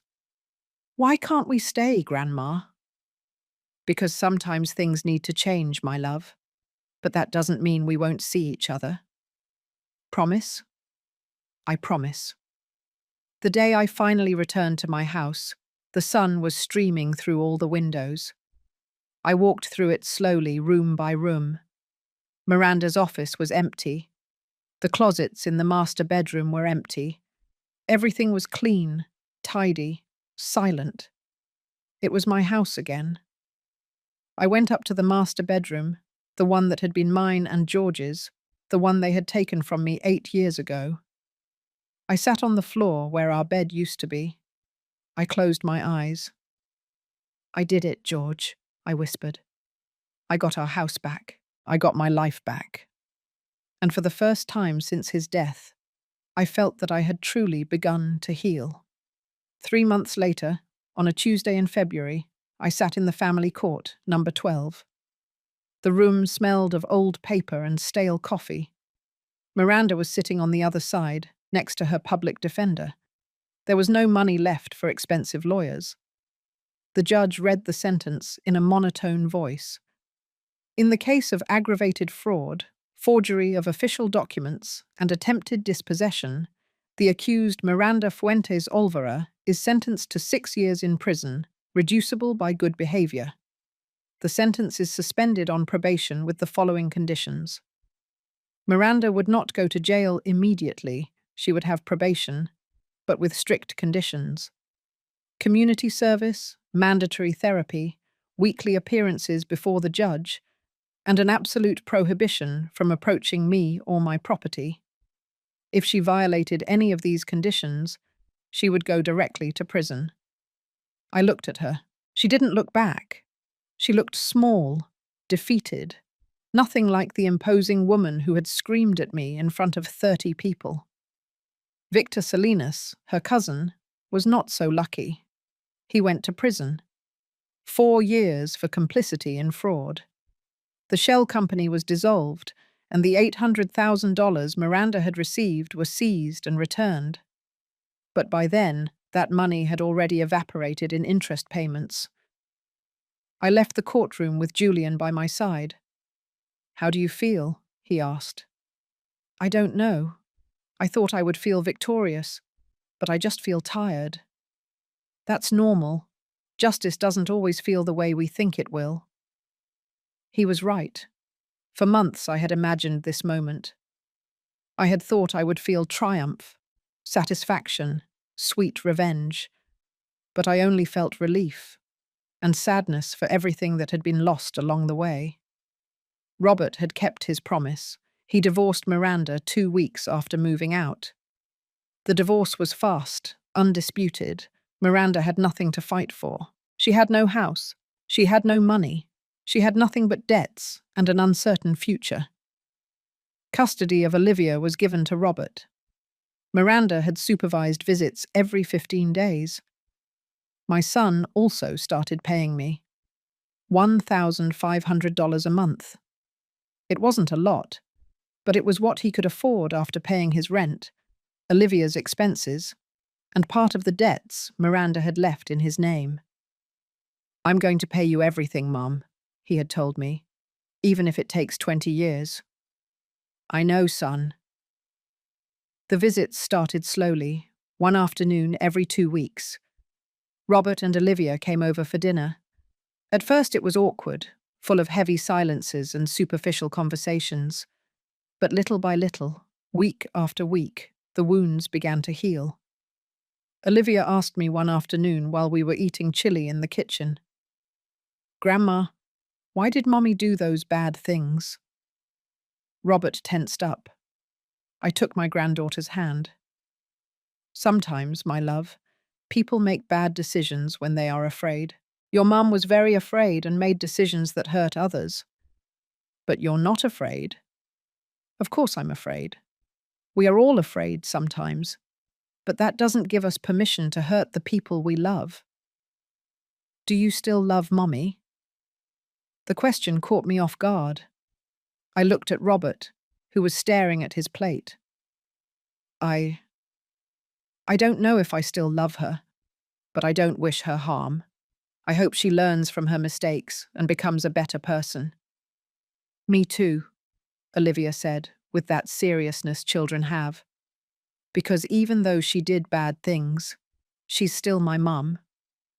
"Yes, my love, she's still your mum, and you have the right to love her. That's never wrong." I hugged her and felt her tears wetting my blouse. But the story didn't end there, because I had a plan for my house. A plan that had been brewing since the day I got the keys back. One afternoon in March, I gathered my quilting group in the living room, the 6 ladies who had supported me, who had been my witnesses, my friends, my tribe. "I have something to propose to you," I said. I pulled out some documents I had prepared with Julian. "This house is too big for me alone. 5 bedrooms, 3 bathrooms, a yard, a garage. It's a waste for only me to live in it." "Are you going to sell it?" Susan asked. "No, I'm going to share it, but this time on my terms." I explained my plan. I wanted to convert 3 of the bedrooms into workshops. One space for quilting classes, another for painting, another for pottery. The large living room would be the common area, The yard, a space for gatherings. I want to create a community centre for women our age, a place where we can learn, create, and share, without having to pay expensive rents or depend on municipal spaces that never have available hours. And how are you going to maintain it? Harriet, always practical, asked. By charging affordable fees, $300 a month per person. Quilting classes, painting, pottery, yoga, whatever the teachers want to teach. Each teacher keeps 70%.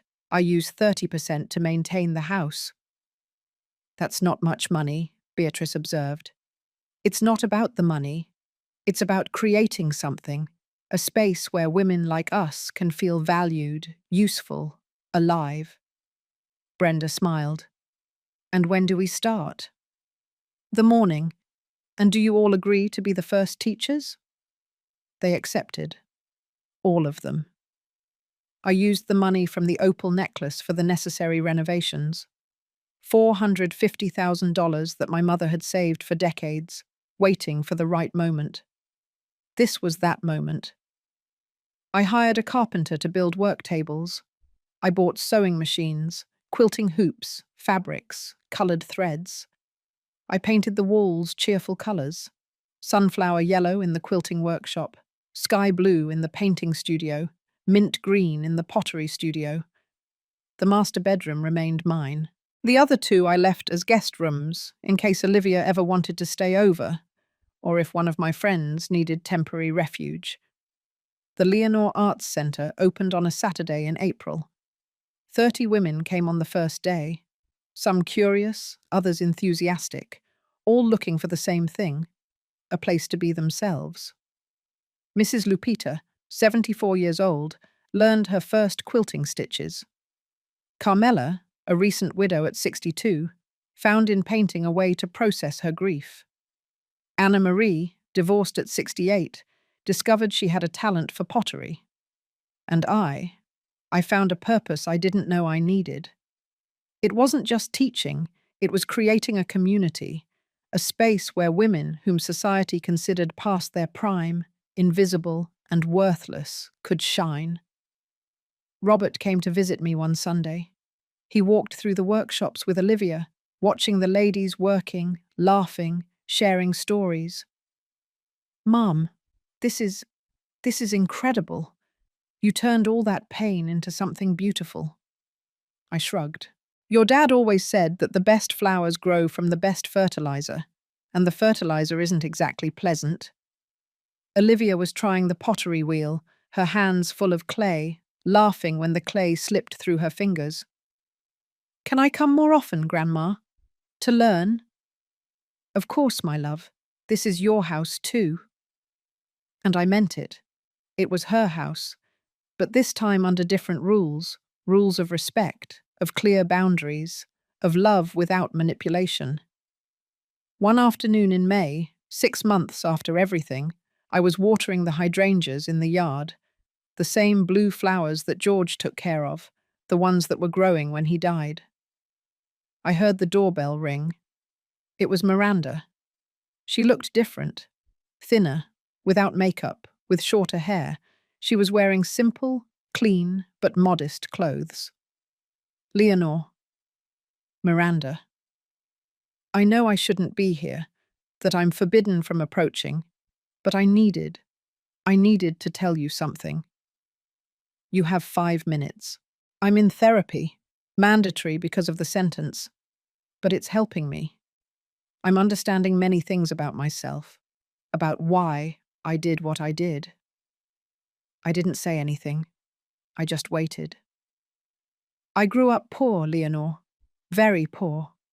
My dad abandoned us when I was 8 years old. I watched my mum work 3 jobs to support us.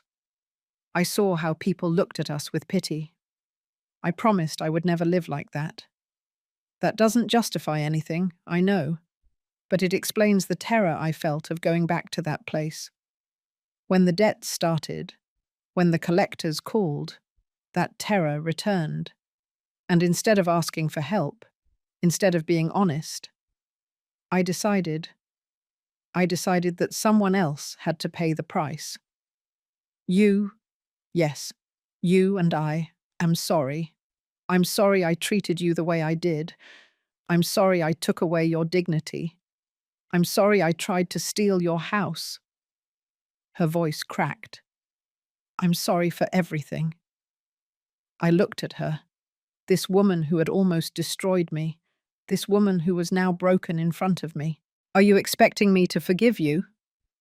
No, I don't expect that. I just wanted you to know that I'm sorry, that I'm trying to be better. For Olivia. For myself. How is your relationship with Olivia? Difficult. She asks me questions. Why I did what I did. Why Dad and I got divorced. I try to be honest, but it's hard for your 12-year-old daughter to look at you with disappointment. They are called consequences.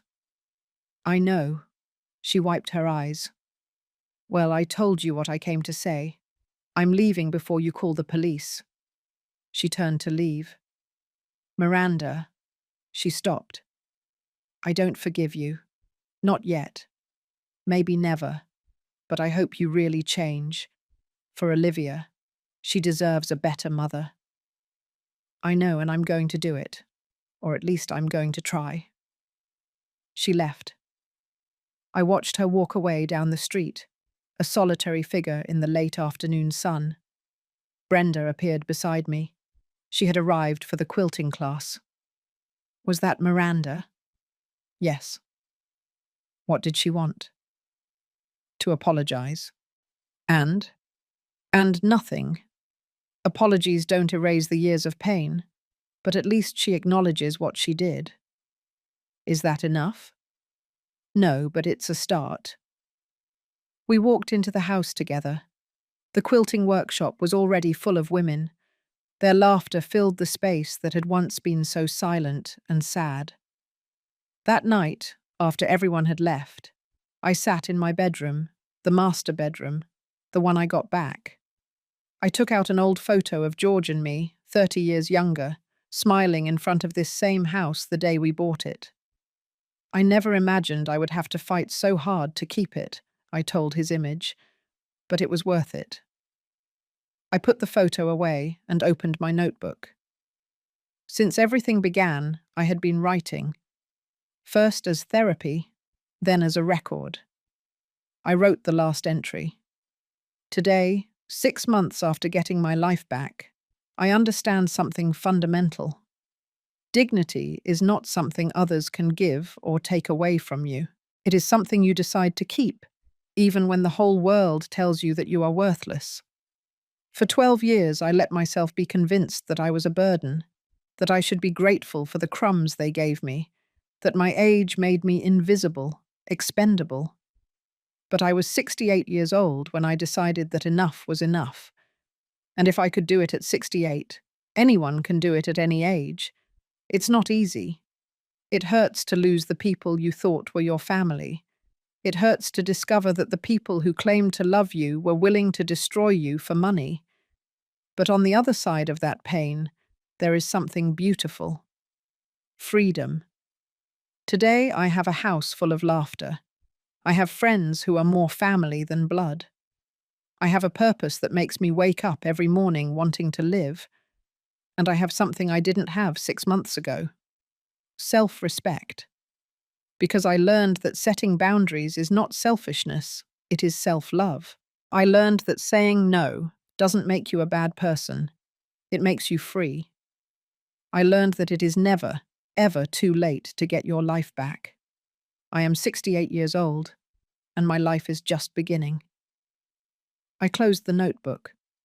I turned off the light, and I slept deeply, without the noise of the washing machine waking me up, without the smell of detergent in the sheets, without the weight of humiliation crushing my chest. I slept in my own bed, in my own bedroom, in my own house. I slept like a free woman. 3 years later, epilogue. The Leonore Arts Centre had grown. It was no longer just 3 workshops. Now we had yoga classes, traditional American cooking, creative writing, even a book club. 120 women came through my house every week, women from 50 to 85 years old, all looking for the same thing, a place to be themselves. Some came newly divorced, trying to rebuild their identity. Others came widowed, looking for how to fill the emptiness. Others simply came because they were tired of being invisible. And they all found here the same thing I had found: community, purpose, dignity. Olivia was 15 years old now, a beautiful, intelligent teenager with her grandmother's strong character. She came every weekend, helped with the classes, and learned from the ladies. "Grandma," she told me one Saturday while we were organizing threads, "when I grow up, I want to do something like this. Create spaces where people feel valued. You are going to do incredible things, my love. Do you think Mommy can come someday? Just to see, not to stay?"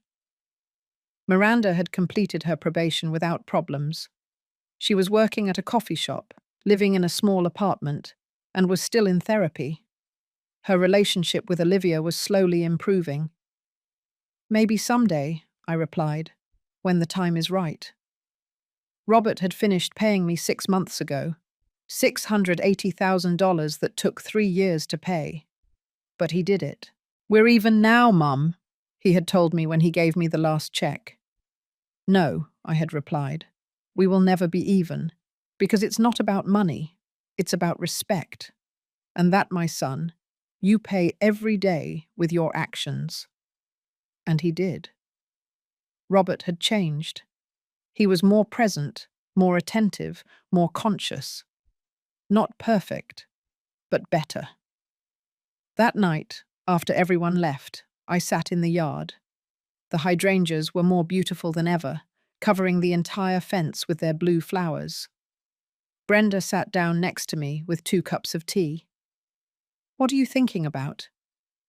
"About everything that happened, how something so terrible turned into something so beautiful." "Because you turned it into something beautiful, Leonore. It didn't just happen. You decided to do something with the pain." "I guess so." We drank our tea in silence, listening to the crickets, feeling the cool night breeze. "You know," I finally said, "for years I thought the worst day of my life was when Miranda screamed at me in front of everyone. But now I think it was the best." "Why?" "Because that scream woke me up. It made me see that I had stopped living my own life, and it gave me the courage to get it back." Brenda raised her cup. "To the screams that wake us up." I clinked my cup with hers. "And to the courage to get up afterwards." Final reflection. If you are listening to this story and you relate to it, if there is someone in your life who makes you feel small, invisible, worthless, listen to me closely. You are worthy. Your dignity is not up for negotiation. Your age does not make you less valuable. Your situation does not define your future. Setting boundaries is not cruelty. It is self-love. Defending your space is not selfishness. It is a necessity. And it is never, ever too late to start over. I did it at 68 years old. You can do it at any age. Because true wealth is not in the houses you own or the money you have. True wealth is in the peace with which you sleep every night, knowing that no one can take away what really matters. Your dignity, your worth, your right to live without humiliation. And that, no one can take that away from you. Unless you let them. I stopped letting them. And you? If this story touched something inside you, if it made you feel that you are not alone, leave me a comment telling me where you are watching from. Write your state, your city. I would love to know that these words reached you, wherever you are. And if you know someone who needs to hear this, someone who is going through something similar, share this story. Maybe it's the push they need to wake up, just like I woke up. Like it if you believe it is never too late to get your life back. And subscribe to keep sharing stories of women who got up when the world told them to stay down. because these stories need to be told. And you need to know that you are not alone. You are never alone.